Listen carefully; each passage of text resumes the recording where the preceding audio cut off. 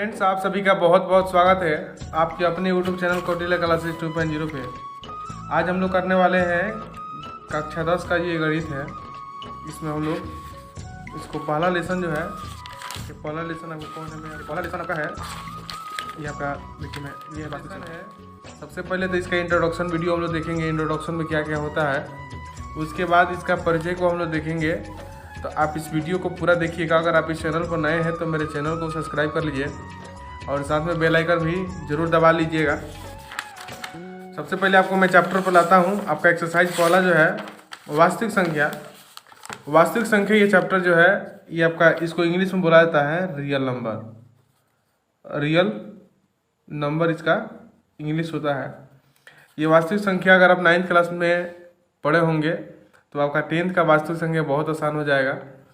देखिए, सबसे पहले इसका आप इंट्रोडक्शन वीडियो देखिए। इंट्रोडक्शन में मैं आपको क्या क्या चीज़ें बताने वाला हूँ। तो देखिए यहाँ पर ये आपका देख सकते हैं आप, ये आपका विषय सूची है। ये वास्तविक संख्या, बहुपद, ये सब जो पढ़ने वाली चीज़ें हैं, इसमें कौन कौन सी चीज़ें मैंने पढ़नी है ये पूरे किताब में। और वास्तविक संख्या जानने से पहले आपको ये चीज़ समझना होगा, ये प्रकृत संख्या क्या होती है, सम संख्या क्या होती है, पूर्णांक संख्या क्या है, पूर्ण संख्या क्या है। तो मैं आपको यहाँ पर कराने वाला हूँ। मैं एक जगह इसको लिख दिया हूँ कि ताकि आपको समय ना लगे, नहीं तो वीडियो लॉन्ग होगा। और वीडियो लॉन्ग ना हो जिसकी वजह से मैं एक जगह यहाँ पर गोटा कर दिया हूँ, ताकि ये ऑब्जेक्टिव का जो दौर चल रहा है परीक्षा में, ये आपको आसान बनाए। इसीलिए मैं आपको यहाँ पर गोटा कर दिया हूँ। देखिए यहाँ पर प्रकृत संख्या पहला आता है। प्रकृत संख्या कहिए या प्राकृतिक संख्या कहिए, इंग्लिश में इसको नेचुरल नंबर हम लोग बोलते हैं। ये नेचुरल नंबर जो है, नेचुरल नंबर कहाँ से होता है, तो 1 2 3 4 5 जो है ये नेचुरल नंबर है। इसका डिफिनीशन मैं आपको जस्ट बताने वाला हूँ। पहले आप संख्या को देख लीजिए कि कौन संख्या कहाँ से कहाँ तक होती है। ये प्रकृत संख्या हो गया 1 2 3 4 5। सम संख्या देखिए, इंग्लिश में इवन नंबर इसको बोलते हैं। इवन नंबर क्या होता है, 2 4 6 और 8, यानी कि ये इवन नंबर मैंने लिखा है। सबसे फर्स्ट इवन नंबर जो है 2 होता है, सेकंड 4 होता है, ऐसे करके इन्फिनेटिव तक जाता है। ये आपका इन्फिनेटिव की साइन है। उसके बाद है पूर्णांक। पूर्णांक को इंग्लिश में बोलते हैं integer number. Integer number, integer क्या होता है, पॉजिटिव और निगेटिव। जीरो भी होता है, इधर निगेटिव होता है, इधर पॉजिटिव होता है। ये all are these integer number, ये सब के सब पूर्णांक होते हैं। उसके बाद देखिए पूर्ण संख्या क्या होती है, जो प्रकृत संख्या है उसमें शून्य शामिल होता है, तो ये संख्या आपका पूर्ण संख्या बन जाती है। मैं आपका सारा क्वेश्चन जो है बारी बारी से कराऊंगा। आप इस वीडियो को पहले देख लीजिए, आपको कोई परेशानी ना हो, चैप्टर में सारी चीज़ समझ में आ जाए, इसीलिए मैं ऐसा किया हूँ। उसके बाद है विषम संख्या। देखिए विषम संख्या को इंग्लिश में ऑड नंबर बोला जाता है। ऑड नंबर कैसा होता है, 1 1 3 5 7 11 डॉट डॉट आगे भी ऑड नंबर में ही जाएगा, यानी कि एक ड्रॉप इवन नंबर हाइड कर देंगे तो ये सारे सब के सब ऑड नंबर हो जाएंगे। उसके बाद एक कंपोजिट नंबर, यानी कि भाग संख्या है। इसका इंग्लिश में मैं यहाँ पर लिख दिया हूँ। तो ये कंपोजिट नंबर क्या क्या होता है, 2 4 6 8, ये आगे भी चलते जाएंगे। ये आपकी भाग संख्या है जो भाग लग जाए। उसके बाद है प्राइम नंबर, अभाज्य संख्या। इसमें भाग नहीं लगता है। 2 3 5 7 11 13 17, ये जो है 19, ये आपके अभाज्य संख्या होते हैं। सअभाज्य संख्या क्या होता है, देखिए सअभाज्य संख्या होता है को प्राइम नंबर। ये इन दोनों के बीच का जो एचसीएफ है 1 होना चाहिए। इन दोनों के बीच का एचसीएफ जो है 1 होना चाहिए, एचसीएफ। ये आपका को प्राइम नंबर कहलाते हैं। उसके बाद परिमेय संख्या है। परिमेय संख्या है यानी कि देखिए √4 का स्क्वायर रूट 2 हो जाएगा, यानी कि जो संख्या है P/Q के फॉर्म में लिखी जाती है, यानी कि इसके नीचे 1 हाइट है तो 1/2 2/1 लिख सकते हैं। इसको उल्टेंगे भी तो 1/2 लिख सकते हैं। 7/5 है, इसको 5/7 लिख सकते हैं। ये आपका परिमेय संख्या है। उसके बाद अपरिमेय संख्या जिसको P/Q के रूप में नहीं लिखा जाता है, ये आपका अपरिमेय संख्या कहलाता है। वास्तविक संख्या क्या कहलाता है, देखिए वास्तविक संख्या वो होता है जो परिमेय संख्या और अपरिमेय संख्या के इन दोनों को मिलाकर जो संख्याएं बनती है वो वास्तविक संख्या कहलाती है। और अवास्तविक संख्या वो होती है जो वैसी संख्या है जो कहीं यूज में न हो, माने वो अवास्तविक होती है। जैसे आप नहीं देखेंगे, इमेजिनरी नंबर हो जाएगा, जैसे √-6, इसका कहीं यूज नहीं है। अगर रूट में माइनस लगाते हैं तो संख्या काल्पनिक हो जाती है, यानी कि 11th में पढ़ना है। लेकिन आप 10th लेवल की पढ़ाई जब कर रहे हैं तो आपको 10th तक बताने में आसानी होगी। तो देख सकते हैं यहाँ पर। अब आइए देखते हैं, आपको सबसे पहले आपको डिफिनीशन बता दें कि अगर आप तैयारी कर रहे हैं तो आप अच्छा से करिए, इसका नोट्स भी बना लीजिए, आपको कोई दिक्कत नहीं होना चाहिए। देखिए यहाँ पर देख रहे हैं आप प्रकृत संख्या। प्रकृत संख्या को इंग्लिश में नेचुरल नंबर बोलते हैं। इसका डिफिनीशन क्या होता है कि गिनती की संख्या को प्रकृत संख्या कहते हैं। गिनती की संख्या को प्रकृत संख्या कहते हैं। इंग्लिश इसका नेचुरल नंबर होता है। देखिए ऐसे 1 2 3 4 5 डॉट डॉट इन्फिनिटिव तक जाता है। उसके बाद देखिए, उसके बाद है पूर्ण संख्या। पूर्ण संख्या क्या कहलाती है? तो प्रकृत संख्या में शून्य शामिल करने से बनी संख्या पूर्ण संख्या कहलाती है। देख सकते हैं आप, प्रकृत संख्या में शून्य शामिल करने से वह संख्या पूर्ण संख्या कहलाती है। एग्जाम्पल के तौर पर देख सकते हैं, ये जो है प्रकृत संख्या लिखा गया है, उसमें शून्य शामिल कर दिया गया है, तो ये आपकी संख्या पूर्ण संख्या कहलाती है। पूर्णांक संख्या क्या कहलाती है कि प्रकृत संख्याओं में शून्य एवं ऋणात्मक संख्याओं को भी सम्मिलित करने पर जो संख्याएं प्राप्त होती है उसे पूर्णांक संख्या कहते हैं। देखिए शून्य के बिफोर निगेटिव नंबर है, इधर पॉजिटिव नंबर है, ये दोनों शामिल है, निगेटिव पॉजिटिव, इसे पूर्णांक संख्या कहते हैं। सम संख्या क्या है? वे संख्याएं जो दो से पूर्ण विभाजित हो जाती है उन्हें सम संख्या कहते हैं। ये 2 से विभाजित हो जाती है उसे क्या कहते हैं?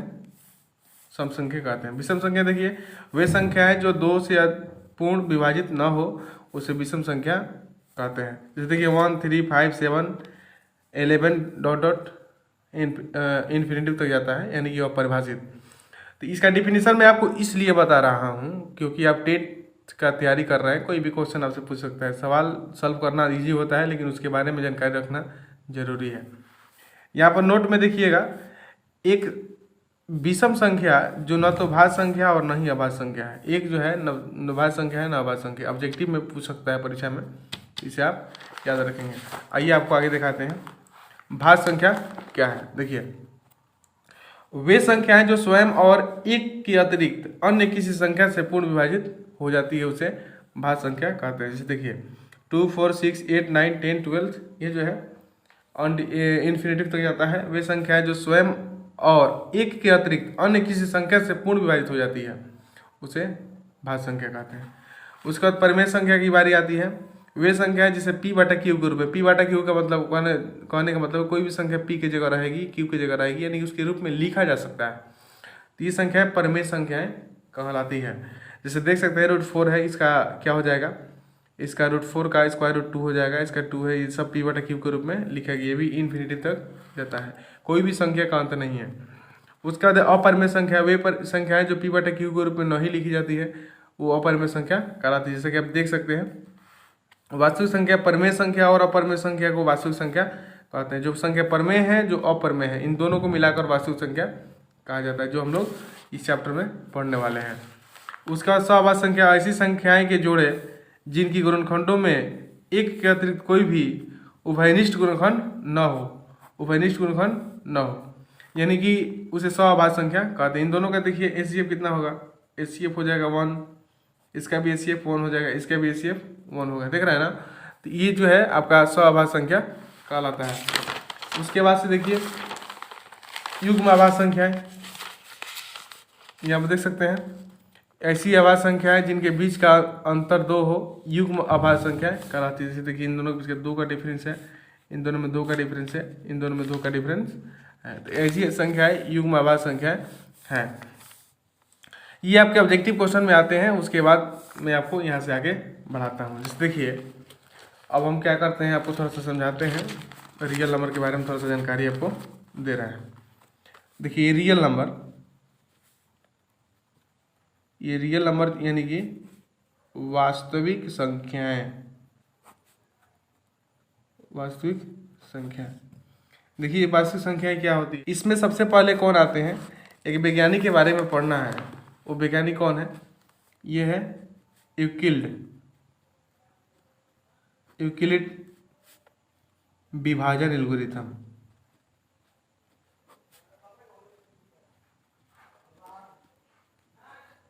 ये वैज्ञानिक जो है इन्होंने अपना नियम दिया है। इनका नियम क्या है? इनका नियम क्या कहता है? इनका नियम कहता है भाज्य बराबर भाजक गुणे भागफल जो शेषफल। इनका नियम ये कहता है कि भाज्य बराबर फार्मूला होता है भाजक गुने भागफल जोड़ शेषफल। इंग्लिश में इसको बोलते हैं डिवाइडेंड।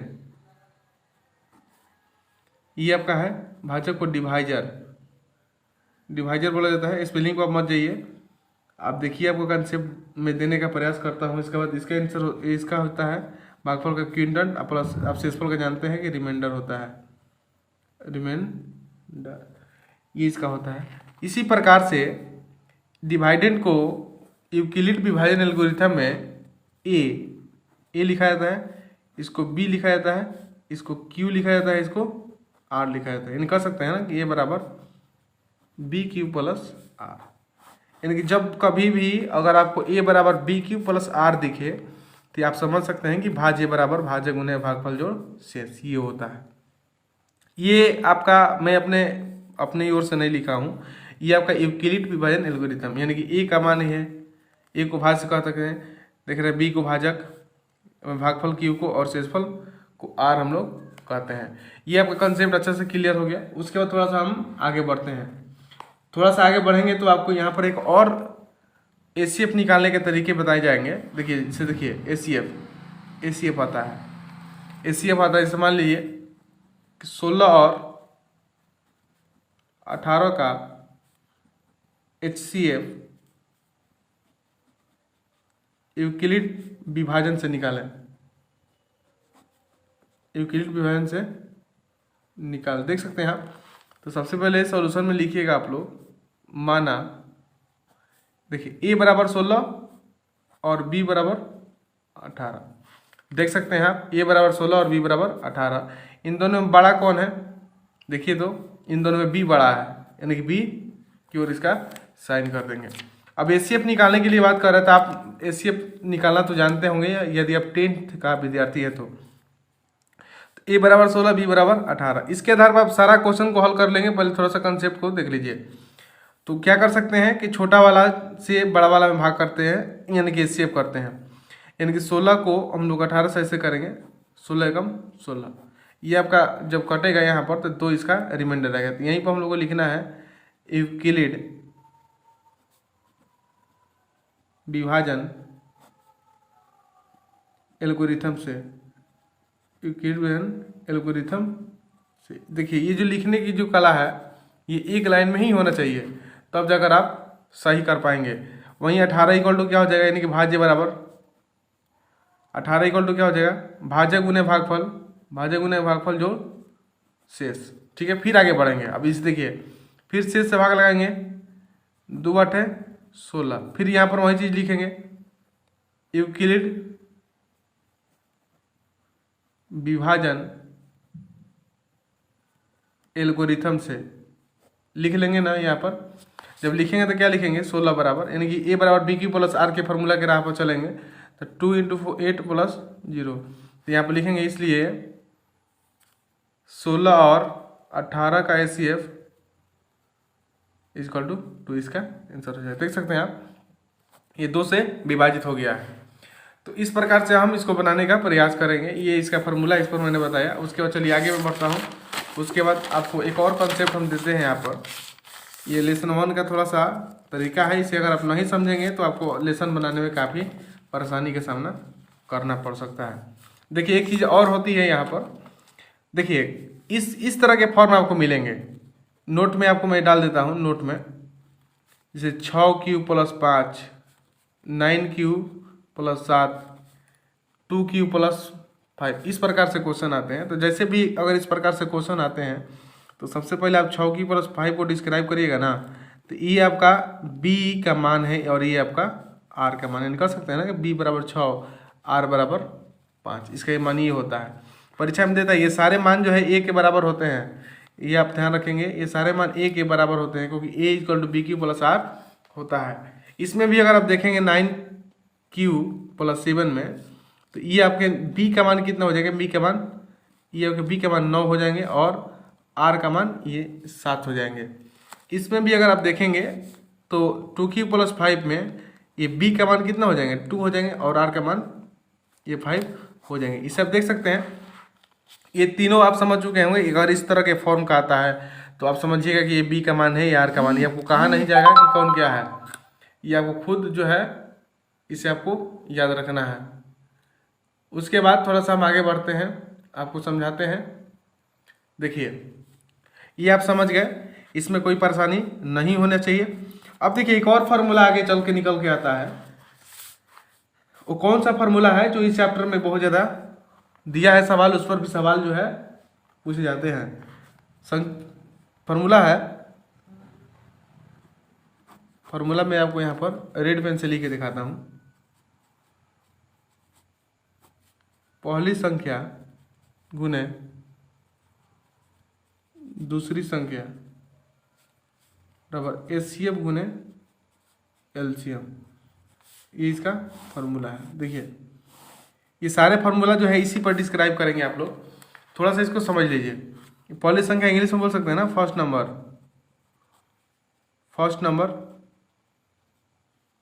गुने इसको बोल सकते हैं सेकंड नंबर इक्वल टू क्या होता है, एचसीएफ गुने एलसीएम, ये इसका होता है, इंग्लिश में होता है। एचसीएफ का फुल फॉर्म को पता है ना, हाईएस्ट कॉमन फैक्टर और लोएस्ट कॉमन फैक्टर इसका होता है। पहली संख्या गुने दूसरी संख्या, अगर यहाँ से आप पहली संख्या का मान निकालते हैं तो आपका फार्मूला क्या बनेगा। देखिए कोई भी संख्या जो मल्टीप्लाई में होती है वो बटा में आती है, यानी कि एचसीएफ गुने एलसीएम बटा दूसरी संख्या। देख सकते हैं आप, एक फार्मूला आपका ये भी निकला। अगर यहाँ से आप दूसरी संख्या निकालते हैं, दूसरी संख्या अगर आप यहाँ से निकाल लेते हैं तो क्या आएगा, देखिए तो दूसरी संख्या निकालिएगा तो क्या आएगा, एचसीएफ गुने एलसीएम बटा पहली संख्या, ऐसे आएगा पहली संख्या। ये भी आपका एक फार्मूला निकला। आगे बढ़ते हैं। अगर यहाँ से हम एलसीएम का फार्मूला निकालें, ये आपको मतलब मैं इसलिए बता रहा हूँ क्योंकि ऑब्जेक्टिव क्वेश्चन में दे देता है। एलसीएम का अगर आपका फार्मूला निकालना हो तो देखिए जब एलसीएम का निकालना होगा तो ये आपका एचसीएफ बटा में आएगा। एलसीएम का निकालना हो तो एचसीएफ बटा में आएगा, यानी कि पहली संख्या को दूसरी संख्या बटा एचसीएफ, यानी कि लिख सकते हैं ना यहाँ पर पहली संख्या गुने दूसरी संख्या बटा एचसीएफ। अगर एचसीएफ निकालना हो तो सेम वही काम करेंगे, पहली संख्या गुने दूसरी संख्या बटा ये क्या हो जाएगा, एचसीएफ है तो एलसीएम यहाँ पर चला जाएगा। तो देखिए एक फार्मूला से कितना फार्मूला निकला, 4 फार्मूला निकला। लेकिन परीक्षा में देखिए आपको ये फार्मूला के माध्यम से ही ऑब्जेक्टिव क्वेश्चन में दे देता है ये और इसका मान पूछ देता है। तो आप इसी फार्मूला पर क्वेश्चन को डाल देंगे और यहाँ से यहीं से हल कर लेंगे। मान डालने के बाद इस तरह के फॉर्म में आ जाएंगे। उसके बाद से देखिए वास्तविक संख्या के हम लोग पहला लेसन पर चलते हैं और आपको मैं बताता हूँ।